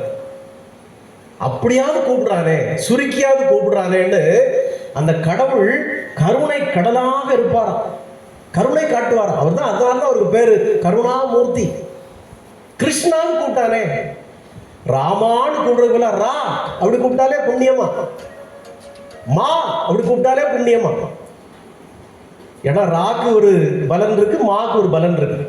அப்போ கடைசி நொடியில நீ யாரை நினைத்து ஒரு நாமத்தை கூப்பிட்டாலும் அது அபராத நாம ஜபமாக இருந்தாலும் அதற்கு பலன் உண்டு, நிச்சயமாக பலன் உண்டு. 80 வயது வரை அத்தனை அராஜகத்தையும் அத்தனை அநியாயத்தையும் செய்த இந்த அஜாமிளன் கடைசி நேரத்தில் தன்னுடைய 10வது மகனுடைய பெயரை பயத்திலே, யம தூதர்களை பார்த்த பயத்திலே நாராயணா நாராயணான்னு கூப்பிட்டதும் விஷ்ணு தூதர்கள் வந்து நின்று இந்த யம தூதர்கள்ட்ட சண்டை போடுறாங்க. யம தூதர்கள் முதல்ல நீங்க யாரு என்னன்னு சண்டை போட்டவங்க.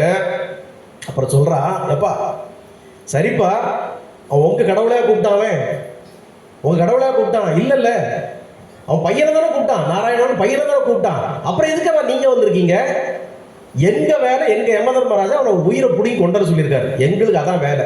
அவன் உங்க சாமி ஒன்று கூப்பிடலையே, பையனுக்கு பேர தானே கூப்பிட்டான், அப்ப நீங்க தலையிடுறீங்க அப்படி கேட்டதும் விஷ்ணு தூதுவர்கள் சொல்றாங்க, அப்படி கூப்பிட்டாலும் எங்க சாமிக்கு நாமத்தை தானே கூப்பிட்டான், பையனே கூப்பிடுட்டு எங்க சாமிக்கு நாமத்தை தானே கூப்பிட்டான், அதனால் நாங்கள் விட மாட்டோம்னு இவங்களுக்குள்ள போர் வந்துருச்சு. இவங்க 2 பேரும் பேசிட்டு இருக்கிறத அஜாமலன் கேட்டுக்கிட்டு இருக்கிறான். படுத்து கிடந்தவன் கடையில கிடக்கிறவன் கேட்டுக்கிட்டே படுத்திருக்கான். இவங்க 2 பேருக்குள்ள போர் வந்துருச்சு. போர் வந்ததும் இந்த யம தூதர்கள் போர்ல தோத்து அடி வாங்கி யமன் கிட்ட திருப்பி போறாங்க.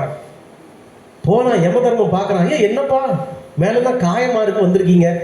ஐயா ராஜா, எவனுங்கன்னு தெரியலப்பா, ஒரு 4 பேர் ஏதோ விஷ்ணு பக்தன் உள்ள வந்தானுங்க, எங்களை போட்டு அடி அடின்னு அடிச்சு அந்த அஜாமலனுக்கு உயிரை எடுக்க கூடாதுன்னு சொல்லி எங்களை போட்டு இந்த பாடுபடுத்திருக்காப்பா அப்படின்னு சொன்னதும் யம தர்மராஜாட்ட இவனை கேட்கறான், ஏன் யம தர்மராஜா, உங்களோட பெரிய ஒருத்தர் இருக்கானாங்க, நீங்க தானே பெரிய ஆள், நாங்கள் இவ்வளவு நாள் உங்கள்கிட்ட வேலை பார்த்துட்டு இருக்கோம், உங்களோட பெரிய ஒருத்தர் இருக்கானா அப்படின்னு கேட்டதும் யம தர்மராஜா சொல்றாரு, தெரியாமல் கூட இனிமேல் பெருமானுடைய 1000 நாமங்களில் எதை எவன் சொன்னாலும் கிட்ட போயிடாதீங்கப்பா, கிட்ட போயிடாதீங்க, அதற்கு நமக்கு அனுமதி இல்லை, அந்த உயிரை பிடுங்கி எடுப்பதற்கான உரிமை யம தர்மராஜா டீமுக்கு இல்லை.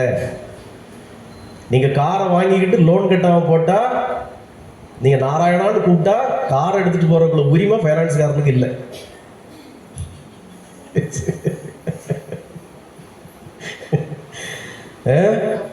யம தர்மராஜா சொல்றாரு, ஏக இறைவனாம் எம்பெருமான் நாராயணனுடைய விஷ்ணுவினுடைய 1000 நாமங்களில் எதையேனும் ஒரு நாமத்தை சொல்பவனுடைய உயிரை பிடுங்கி எடுத்துக் கொள்வதற்கு நமக்கு உரிமை இல்லை, அதை விஷ்ணு பக்தர்கள் அழைத்து கொண்டு போகிற உரிமை அவர்களுக்கு இருக்கு. நல்லா கேட்டுக்கோ, யம தர்மராஜாக்கு புடுங்கிட்டு போற உரிமை, விஷ்ணு பக்தர்களுக்கு, விஷ்ணு தூதுவர்களுக்கு அழைத்து கொண்டு செல்கிற உரிமை. இதைத்தான் பகவான் யோகிராம் சரத்குமார் சொன்னார். என்னுடைய நாமத்தை எவன் ஒருவன் விடாமல் ஜபித்துக் கொண்டே இருக்கிறானோ, என்னுடைய திருவடிகளுக்கு எவன் ஒருவன் சேவைகள் செய்து கொண்டே இருக்கிறானோ, அவனுடைய இறுதி காலத்தில் நானே வந்து அவனுடைய கரம் பற்றி அழைத்து செல்வேன். வலிக்காம, துடிக்காம, மூத்திரம் போகாம, மோஷன் போகாம அழகா லட்டு மாதிரி பகவான் தூக்கிட்டு போயிடுவார். நம்ம காணிமடம் அம்மா போன மாதிரி ஒரு நொம்பல் இல்லை, நோகல் இல்லை, ஒண்ணுமே இல்லை, அப்படியே தூக்கிட்டு போயிடும்.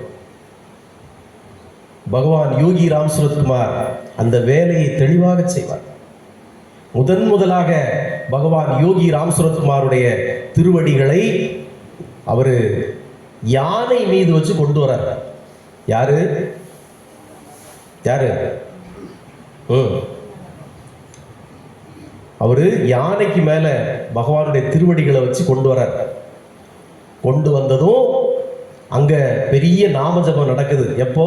1993 பெரிய நாம ஜபம் நடத்தி நிறைய பெண்கள் போய் நாம அந்த பாதத்துல விழுந்து வணங்குவோம் அப்படின்னு விழுந்து வணங்குறச்ச அவருடைய மனைவியினுடைய தாலி அந்த பாதத்தின் மீது விழுகிறது. இப்படி விழுந்து வணங்குறாங்கல்ல, அவருடைய மனைவியினுடைய தாலி செயின் அப்படியே கலந்து பகவானுடைய திருவடிகளுக்கு மேல விழுது. அன்னைக்கே பகவான் சொல்லிட்டார், இவன் உனக்கு இல்லை எனக்கு, இவன் உனக்கு இல்லை எனக்கு முடிவு பண்ணிட்டார். இப்போ வரைக்கும் அவர் அந்த வேலையை தான் பார்த்துட்டு இருக்கிறார். அதே போலதான் நம்முடைய வீட்டுக்குள்ள இருக்கிற பகவான் யோகி ராம் சரத்குமாருடைய விக்கிரகத்துக்கு 55 கிலோ அந்த விக்கிரகத்துக்கு செய்கிறப்போ எங்க வீட்டில் உள்ள தாலி செயினை நாங்கள் அதில் தான் தூக்கி போட்டோம். இப்போ பகவான் அன்னைக்கு சொல்லிட்டாரு, இவன் இனி உனக்கு இல்லைப்பா நமக்கு அப்படின்ட்டார். தாலி செயினை தூக்கி அங்கே போட்டோம். அப்போ இதெல்லாம் இறைவனுடைய சித்தம், இறைவனுடைய செயல். அப்போ பகவான் விஷ்ணு பக்தர்களுக்கு, இறைவனுடைய சிவபக்தர்களுக்கு எல்லாம் உயிரை பிடுங்கி கொண்டு போற வேலை கிடையாது, அழைத்து கொண்டு போகிற வேலை தான் இருக்கு. சத்தியம். பகவானே உங்களுக்கு உறுதிமொழி கொடுத்துட்டாரு, அழைத்து செல்கிற பாக்கியம் இருக்கு. உங்களுக்கு புரியுதா நான் சொல்றது? பிடிச்சி இழுத்துட்டு போறதுக்கும் அழைத்து கொண்டு போவதற்கும் உள்ள வித்தியாசம் தெரியுதாம்மா உங்களுக்கு எல்லாம்? மண்ணில் பிடிச்சி வச்ச மாதிரியே உட்காந்துருக்கீங்களா? மண்ணா உட்காந்துருக்கீங்களா? இந்த யமனுக்கு கருணையே கிடையாது. யமனுக்கு கருணை கிடையாதுமா. யமன் வந்துட்டான்னா கொஞ்சம் இருங்க, நான் டை போட்டு வந்துடுறேங்க, அசிங்கமாக இருக்கும், நான் டை போட்டு சட்டையெல்லாம் மாற்றி குளிச்சுட்டு கொஞ்சம் ஃப்ரெஷ்ஷாக வரேன், கொஞ்சம் வெயிட் பண்ணுங்க. யமன் அதுக்கெல்லாம் ஆள் கிடையாது. எப்பா நிறைய வச்சுருக்கேன் வீட்டில், ஒரு 10 பவுன் நகை தாரேன், ஒரு 5 லட்ச ரூபா தாரேன், கொஞ்சம் வெயிட் பண்ணு, நாளைக்கு வாப்பா. என் பேத்தி அங்கேருந்து வந்துக்கிட்டு இருக்கா, அவளை மட்டும் நான் பார்த்துக்கிட்டு நாளைக்கு வா, நான் வந்துடுவேன். வாய்ப்பில்லை ராஜா. ஏமன் வந்தால் போய் தான் ஆகணும், பிடுங்கி எடுத்துகிட்டு போயிடுவான். நீ எத்தனை கோடி ரூபா கொடுத்தாலும் எமன்கிட்ட வேலைக்கு ஆகாது. கருணையே இல்லாதவன் காலன், கருணையே இல்லாதவன் காலன் எந்த நிலையிலும் உன்னை விடமாட்டான். ஆனா கருணை மிக்கவன் இறைவன். கருணை மிக்கவன் இறைவன் நீ கெஞ்சலாம், பகவானே நாளைக்கு வரக்கூடாதா, நாளைக்கு வரலாம்ல அப்படின்னா பொழைச்சு போன்னு விட்டுருவார், பொழைச்சு போன்னு விட்டுருவார். ஏன் மார்க்கண்டேயனுக்கு விடலையா? மார்க்கண்டேயனுக்கு விடலையா? எத்தனை பேருக்கு விட்டுருக்காரு அப்படி, பொழைச்சு போ அப்படின்னு விட்டுருக்காரு. அப்போ இறைவன் கருணை மிக்கவன், அதனாலதான் கருணாமூர்த்தி. நீங்க நரகனா வாழணுமா பக்தனா வாழணுமான்னு நீங்க இப்ப முடிவு பண்ணணும். இந்த யம தூதர்களும் விஷ்ணு தூதர்களும் பேசிக்கிட்டத இந்த அஜாமலன் கேட்டுக்கிட்டே இருந்தான். அப்போ அவனுக்கு ஞானம் வருது படுக்கையில. ஆஹா, இவ்வளவு விஷயம் இருக்கா, அதுல இவ்வளவு விஷயம் இருக்கா. நான் என்னுடைய இளம் வயதுல குடும்பத்தை விட்டு, வீட்டை விட்டு, வாழ்க்கையை விட்டு இந்த தாசி கூட நான் வந்து செய்யக்கூடாத அத்தனை அநியாயங்களை நான் செய்த பிறகும் கடைசியா நாராயணான்னு என் பையனை கூப்பிட்டதுனால இவ்வளவு தூரம் எனக்கு இவ்வளவு வேலைகள் இதுல இருக்கான்னு தெரிஞ்சு அவன் அழுறான், கண்ணீர் விடுறான். இந்த விஷ்ணு தூதர்கள் அவனை யம தூதர்களிடமிருந்து காப்பாற்றி அவனை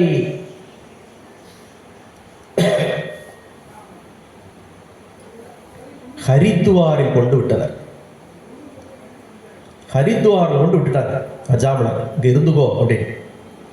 அதன் பிறகு அஜாமலன் இந்த உண்மையை அறிந்து பல ஆண்டுகள் நாமஜபம் செய்து இறைவனோடு போய் சேர்ந்தார். நல்லா புரிஞ்சுக்கோ, இந்த கலியுகம், நல்லா கேளு, இந்த கலியுகத்துல இறைவன் எந்த வடிவில் வருகிறானான் தெரியுமா? இந்த கலியுகத்துல இறைவன் எந்த வடிவத்தில் வரானான்னு தெரியுமா? சைத்தன்ய ராஜ விக்கிரகா நாமம் விக்கிரகம் போன்றது. சைத்தன்ய ராஜ விக்கிரகா மகாபிரபு இந்த கலியுகத்துல நாமத்தின் வடிவத்தில் வரானா, நாமத்தின் ரூபத்தில் இறைவன் வருகிறானா கலியுகத்துல. யார் யார் கழுத்திலே துளசி மாலைகள் அணிந்திருக்கிறார்களோ, யார் யார் கழுத்திலே ருத்ராட்ச மாலைகள் அணிந்திருக்கிறார்களோ, யார் யார் கழுத்திலே இந்த புனித மாலைகள் இருக்கிறதோ, உங்களை யமதர்மன் வந்து அணுக முடியாது. யமதர்மன் வந்து அணுக முடியாது. அதுக்காக காலம் முழுக்க நான் அதை அணிஞ்சுக்கிட்டு இருப்பேன்னு சொல்லிட்டு கூடாது. அதுவாகவே நீ மாறணும். மன்னன் சொல்லுவார், ருத்ராட்ச மரம் எப்ப மாறுது? ருத்ராட்சத்தின் இயல்பு என்ன? தீமையை விலக்குவது, நன்மையோடு சேர்வது. ருத்ராட்சத்தின் தன்மையாக நம்ம மாறணும், அது ரெண்டாவது. ஆனா எவர் எவர் கழுத்தில் ருத்ராட்சமும் துளசி மாலையோ ருத்ராட்சமும் அணிவிக்கப்பட்டிருக்கிறதோ அவர்களை யம தூதர்கள் வந்து அணுக முடியாது. நல்லா புரிஞ்சுக்கோ. துளசி மாலை அணிந்து நீ தினமும் குளிப்பாயானால், துளசி மாலை அணிந்து நீ தினமும் குளிப்பாயானால் நீ புண்ணிய நதிகளில் குளித்த பயனை அடைவாய். ருத்ராட்ச மாலைகள் அணிந்து நீ தினமும் குளிப்பாயானால் கங்கையில் குளித்த பயனை நீ அடைவாய். விளையாட்டு இல்ல ராஜா, அதெல்லாம் விளையாட்டு இல்ல. மிகப்பெரிய அரிய பெரிய தகவல்கள் இதுக்கு பின்னாடி இருக்கு. எல்லாரும் வெக்கம், ருத்ராட்ச மாலை போடுறதுக்கு வெக்கம். அடுத்தவன் என்ன நினைப்பான், அடுத்த வீட்டுக்காரன் என்ன நினைப்பான், அடுத்த வீட்டுக்காரன் நினைப்பான். வாயில வந்துருது. ராஜா தோசை தோசைன்னு நினைச்சுக்கிட்டு இருந்தா வயிறு பசி போகாது. தோசை கிடைச்சிருமா என்ன? தோசை தோசைன்னா ஆனால் யோகிராம் சுரத்குமார்னு சொன்னால் அவர் வருவார். தோசை வராது உங்களுக்கு. தோசைன்னு கிடச்சோடனே அன்னபூர்ணாலேருந்து தோசை வரப்போகுதா, இல்லை ஆரியப்பூர்ணு தோசை வரப்போகுதா? வராது. ஆனால் நமசிவாயன்னு நினச்சா அவர் வருவார், முருகான்னு நினச்சா அவர் உள்ள வருவார். அப்போ இறைவனுடைய நாமத்தை நாம நினைக்க பழகணும். புரியுதா? இந்த கலியுகத்திலே நாமமும் சிலைதான். கலியுகத்திலே நாமமும் சிலைதான். நாமத்தின் ரூபத்தில் இறைவன் வருவானா கலியுகத்தில்? நாமத்தின் வடிவத்திலே இறைவன் வருவான் அப்படின்னு பகவான் விஷ்ணுவே உறுதிமொழி அளிச்சிருக்கிறார். ஏற்கனவே சிலை வடிவத்துக்கு நான் பெயர் சொல்லியிருக்கேன். சிலை வடிவத்தில் இருக்கிறதையும் பகவான் ஏற்றுக்கொள்வார். அப்போ இந்த கலியுகத்திலே நாம எதுவாக நாமத்தை ஜெபிப்போமானால் நாமத்தின் ரூபத்திலே அவர் வருவார். பூர்ணோ சுத்தோ நித்திய முக்தோ அபிநத்தியம் நாம நாமினோ என்கிறார் இறைவன். திருப்பி சொல்லு. பூர்ண சுத்தோ நித்திய முக்தோ அபிநத்தியம் நாம நாமினோ இறைவன் சொல்றான். இந்த கலியுகத்திலே பூர்ண சித்தி அடைவதற்கு நாமத்தை நீ உச்சரிப்பே ஆயினால் அந்த நாமத்தின் ரூபத்தில் நான் வந்து உன்னை காப்பேன்கிறான். பூர்ண சுத்தோ நித்திய முக்தோ அபிநத்தியம் நாம நாமினோ. நாமினோன்னா நாமத்தை சொல்றவன், நாமம்னா அவரு, நாமினோன்னா நாமத்தை சொல்றவன். இந்த கலியுகத்திலே நீ நாமத்தையே சொல்லிக் கொண்டிருப்பாயானால், நான் அந்த நாமத்தின் ரூபத்தில் உன்னை வந்து காப்பேன் என்கிறான் இறைவன். அதுதான் சொன்ன கலியுக தர்மம் நாம ஜபம். கலியுக தர்மம் நாம ஜபம். இப்போ அந்த யுகத்துல ராவணன் செய்த வேலையில நம்ம செய்ய முடியுமா? இப்போ குடலை கிழிக்க முடியுமா? டாக்டர் கிழிச்சாலே உயிர் போயிடும். அதுக்கு 2 அனஸ்தீசியா டெக்னாலஜி வேணும், அனஸ்தட்டிஸ்ட் வேணும். அது இருந்தாலே போயிடும். அப்ப நாம செய்ய முடியுமா? செய்ய முடியாது. நாமத்தை தவறாக உச்சரித்தார். நம்ம ராம உச்சரிக்கிறாரே அது போல தவறாக உச்சரித்தாலும் பலன் உண்டு இந்த கலியுகத்திலே. அப்போ நாம ஜபத்தின் முக்கியத்துவத்தை எல்லாமுள்ள ஏக இறைவன் விஷ்ணு பகவான் அறிவிச்சிருக்கிறார். கிருஷ்ண பரமாத்மா அறிவிச்சிருக்கிறார். இங்க இருக்கிற இந்த ஏக பரம்பொருள்லாம் அறிவிச்சிருக்கு. கலியுக தர்மம் நாம ஜபம். நாமத்தின் ரூபத்திலே இறைவன் வந்து உங்களை காப்பான். வேற எந்த சேவை நீங்க செய்ய வேண்டிய அவசியம் இல்லை. நாமத்தை ஜபிச்சா போதும். அதைத்தான் எல்லா காட்டுல போய் முனிவர்களும் செய்துட்டு இருந்தான். அதைத்தான் யாகத்தில் எல்லாம் செய்துட்டு இருந்தான். அதைத்தான் கலியுகத்தில் நாமும் செய்யணும். அப்போ அஜாமலன் போல வாழ்க்கையின் கடைசி கட்டம் வரை நாம தாசியோட வாழ்ந்தாலும் சரி, அப்படி வாழணுமா இல்ல? அது போன்ற ஒரு வாழ்க்கையை வாழ்ந்தாலும் சரி, திருட்டு பொய் எல்லா வேலையும் செய்தாலும் சரி, இறைவனுடைய நாமத்தை கடைசி வேளையிலாவது நாம் ஜெபிப்போமானால், அதை அபராத நாம ஜெபமாக செய்வோமானால் நாம் தப்பித்துக் கொள்ளலாம். ஆனா இதுக்கு முந்தின ஒரு சத்சங்கம் நான் சொல்லியிருக்கேன், அப்ப பார்த்துக்கலான்னு இருந்தா கடைசியில் அந்த வாய்ப்பு கிடைக்குமான்னு நமக்கு தெரியாது. ராமான்னு கூப்பிடுறதுக்காக நாக்கு வேலை செய்யணுமே. நாக்கு இங்க இருந்தா அப்படிதான் கூப்பிட தோணும் ப்ரோ. அங்க இருந்துட்டு நாக்காவது வேலை செய்யணும் அந்த கட்டத்தில். அப்போ பிறகு பார்த்துக்கலாங்கிற வேலை வேணும். பகவான் சொல்கிறார், உன்னுடைய வாய் நன்றாக இருக்கும் போது, உன்னுடைய கை நன்றாக இருக்கும் போது, உன்னுடைய காதுகள் நன்றாக இருக்கும் போது, எவன் ஒருவன் நாமத்தை ஜெபித்து திருவடிகளுக்கு சேவைகளை செய்து கொண்டிருப்பானோ அவன் இறுதி காலத்தை பற்றி கலங்க வேண்டிய அவசியம் இல்லை, நான் பார்த்துக் கொள்வேன் என்கிறார் பகவான். அப்போ நாம நல்லா இருக்கிறப்பவே, நம்முடைய வாயும் கையும் காலும் நல்லா இருக்கிறப்பவே இறைவனுக்கான நாம ஜபத்தையும் இறைவனுக்கான திருவடி சேவையும் நாம் செய்வோமானால் கடைசி காலத்தை பற்றி நாம் கவலைப்பட வேண்டிய அவசியம் இல்லை. இறைவனே நமக்குள் இருந்து நாமியாக அவன் மாறிடுவான். நாமத்தை ஜபிக்கிறோம், நாமியாக அவன் மாறி நமக்காக அவன் வேண்டுதல் செய்து நம்மளை கரம் பற்றி அழைத்து செல்வான் புஷ்ப விமானத்திலே. இதை நான் சொல்லல ராஜா, வேதம் சொல்லு. நான் இப்ப சொன்ன கதை வேதத்தில் இருக்கு. நான் எடுத்துக்கட்டி கதை சொல்லல. அஜாமலன் என்கிற கதை ஏற்கனவே சத்சங்கத்தில் சொல்லியிருக்கிறோம். அஜாமலன் என்கிற கதை வேதத்தில் இருக்கு. நான் சொன்ன ராவண கதை உண்மைதானே? பார்வதியை பொண்ணு கேட்டது உண்மைதானே? அப்போ இது உண்மைதான். தவறாமல் நாம் எல்லோரும் நாமத்தை விடாமல் ஜெபிப்போம். இனிமேல் நாம ஜெபம் சொல்லும்போது சத்தமா சொல்லுங்க, சத்தமா சொல்லுங்கன்னு சொல்ல வேண்டிய அவசியமே இல்லாமல் நீங்கள் ஜெபிக்க வேண்டும். வாரத்தில் ஒரு நாள் ஜெபித்தால் போதாது. உங்களுக்கு எப்பெல்லாம் நேரம் இருக்கோ அப்பெல்லாம் இந்த யோகிராம் சுரத்குமார் நாம பிரச்சார குடிலுக்கு வரலாம். வந்து 1 மணி நேரம் 2 மணி நேரம் நாமத்தை ஜெபிக்கலாம். பக்கத்தில் இருக்கிற பொம்பளையில வரமாட்டேங்கிறீங்க. இந்த நான் சனிக்கிழமை வர்றதே ரொம்ப கஷ்டமா இருக்கு. போன வாரம் அங்கே போயிட்டேன், இங்கே போயிட்டேன், பொண்ணு வந்துட்டேன், அங்கே போயிட்டேன். தவறாம வரணும், நாமத்தை ஜெபிக்கணும். இந்த வாய்ப்புகள் பிறகு கிடைக்காது. இந்த கதைகள்லாம் தேடி தேடி கண்டுபிடிச்சு உங்களுக்கு சொல்றதே, இந்த வாய்ப்பை விட்டுறாதீங்க, இந்த வாய்ப்பை விட்டுறாதீங்க. நாளைக்கு கிடைக்குமான்னு தெரியாது நமக்கு. அப்போ நாம நல்லா இருக்கிறப்பவே இந்த நாமத்தின் வடிவாக இறைவனை அடைய நினைக்க வேண்டும். இறைவனை அடைவது என்பது மிக சுலபம் இந்த கலியுகத்திலே.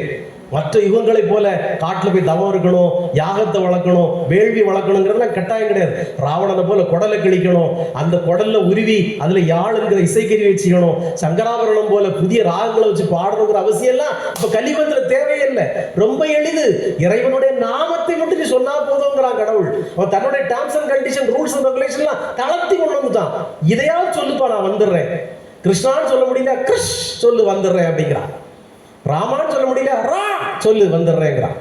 அப்போ இறைவன் தன்னுடைய டேர்ம்ஸ் அண்ட் கண்டிஷனை தளர்த்தி வந்த பிறகும் நான் அதை கூட சொல்ல மாட்டேங்கிறது உங்களுடைய கர்மவினை. பிறகு வேற என்ன சொல்ல முடியும்? அப்போ எல்லாம் வல்ல ஏக பரம்பொருள் நமக்கு அருளி இருக்கிற இந்த இறுதி வாய்ப்பை, கடைசி வாய்ப்பை கூட பயன்படுத்தாமல் இருந்துவிடக் கூடாது. இந்த கலியுகத்திலே நாம ஜபம் மிகவும் முக்கியம். இந்த கலியுகத்திலே இறைவன் நாமத்தின் வடிவத்திலே வருகிறான். யோகி ராம் சுரத்குமார் அதை தான் சொன்னார்.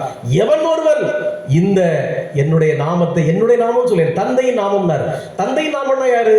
இந்த ராம் சுரத்குமார் அங்கே இறந்து போயிட்டான். இந்த யோகி ராம் சுரத்குமார் என்கிறது என் தந்தையின் நாமம் தர, என் தந்தையின் நாமம், இது சொல்லு, அவன் வருவான்ட்டாரு, அவர் வருவார் அப்படின்ட்டாரு. அப்போ இந்த நாமத்தை நீங்கள் விடாமல் ஜபிப்பீர்களானால் அந்த நாமத்தின் ரூபத்திலே இறைவன் வந்து உங்களை நிச்சயமாக உங்களுடைய கர்ம வினைகளிலிருந்து, உங்களை கஷ்டத்திலிருந்து, கவலைகளிலிருந்து, நோய்களிலிருந்து, துன்பங்களிலிருந்து உங்களை கரம் பற்றி தூக்கி காப்பாற்றுவான் என்பது அடியனுடைய அனுபவ உண்மையால் சொல்கிறேன். அன்பானவர்களே, இனிமேலும் இந்த நாமம் ஜபிக்கிறதுல உங்களுக்கு வெக்கம் வர்றது, யார் என்ன சொல்லிடுவாங்களோ, கேவல் போடுவோம் நினைப்பாங்களோ இருக்கிறது, கழுத்துக்குள்ள ருத்ராட்ச மாலைகள் அணிகிறதுக்கு தயங்குறது, இல்லை துளசி மாலை அணிகிறது தயங்குறது, வழிபாடுகளில் வந்து கலந்துக்கிறதுக்கு வெக்கப்படுறது, கூச்சப்படுறது, இந்த மாதிரி வேலைகள்லாம் தள்ளி வைங்க ராஜா. அப்புறம் அஜாமலனுக்கு நடந்த வாய்ப்பு கூட நமக்கு கிடைக்காது. இப்போ எனக்கு தெரியும் உங்கள் வீட்டில் பாதி பேருக்கு பேரும் நாராயணன், முருகா, விநாயகன்லாம் இருக்காது, நிச்சயமாக இருக்காது. உங்கள் வீட்டில் பேர் என்னம்மா? சரி, அதை கேட்டால் இல்லைங்க வந்துடும். ஆமாம், சாமி பேரை யாருமே வைக்கிறது கிடையாது. ஆமாம், அட்லீஸ்ட் குளத்தில் வந்த ரோஜா, காட்டில் வந்த ரோஜா, தாமரையில் வந்த ரோஜா பேர் கூட இப்போ யார் வீட்லையும் கிடையாது. ஆமாம், எல்லாம் வித்தியாசமான பேர் தான். கன்னியாகுமரி மாவட்டத்தில் தான் இப்படி வித்தியாசமான பேர்லாம் பார்க்க முடியும். அதனால இறைவனின் நாமத்தை ஜெபிப்போம். இந்த நாமத்தின் வடிவிலே இறைவனை நாம் வணங்குவோம். இறைவனை வணங்கி எல்லா கர்மாக்களிலிருந்து விடுதலை பெற்று நாம் அவனுடைய கரம் பற்றி கடைசி காலத்திலே சந்தோஷமாக புஷ்ப விமானத்திலே போகின்ற ஒரு பாக்கியத்தை அடைவோம். யோகி ராம் சுரத்குமார், யோகி ராம் சுரத்குமார், யோகி ராம் சுரத்குமார். ஜெய குருதாயா.